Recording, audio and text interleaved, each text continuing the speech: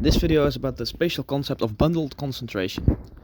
Following the Second World War, explosive population growth and thus a housing crisis sparked the mass construction of new housing.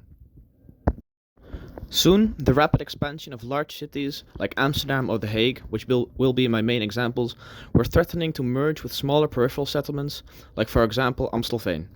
The government had the desire to guide the further expansion and spatial concentration of the population. The main challenges to be solved include a concern to regulate the rapid suburbanization of the time to prevent urban sprawl but also lessen mass agglomeration, as well as to prevent a phenomenon called city forming, where the historic centers of cities almost entirely lose their function as housing and start to function mainly only as economic hubs. Of course, this had to be done without sacrificing the economic performance of the region. In the first and second memorandum on spatial planning, the so-called growth core policy was introduced, which meant that population growth in large cities had to spill over, not to be confused with spillovers from economic geography, to nearby smaller population centers. This was to be done in a ring around the Green Heart, which roughly outlines the shape of Randstad today.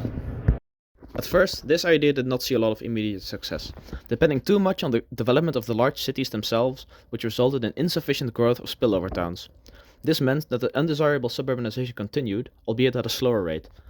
A few years later, a more active approach was taken. 16 municipalities were appointed as growth cores, which were allowed to have accelerated growth in terms of newly constructed housing and received funding from the government to do so.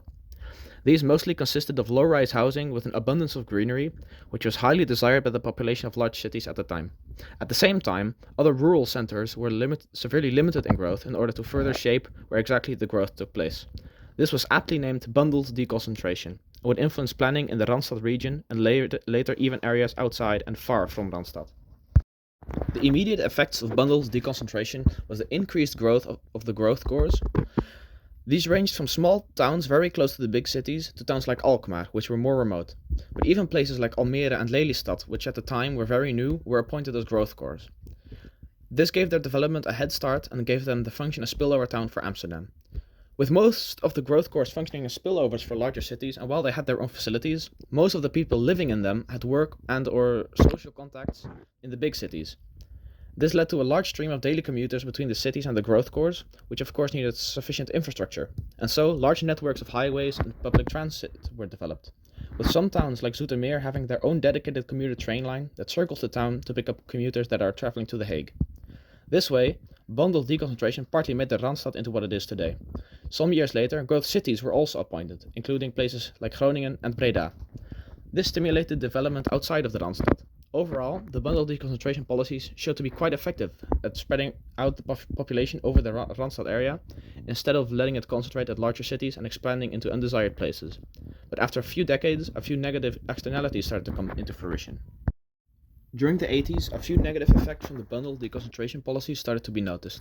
First, since the growth cores were generally places with nice and also expensive housing, this meant that people with higher incomes started to move out of the cities to live in the newly constructed growth cores. This meant that facilities and businesses in the cities started to struggle a bit more. Also, despite the dense infrastructure networks, the aforementioned mass commuting streams were causing quite some congestion. Near the end of that decade, the growth core policy was slowly deconstructed and replaced with policies that focused more on the idea of a compact city and density, like the well-known Phoenix neighborhoods.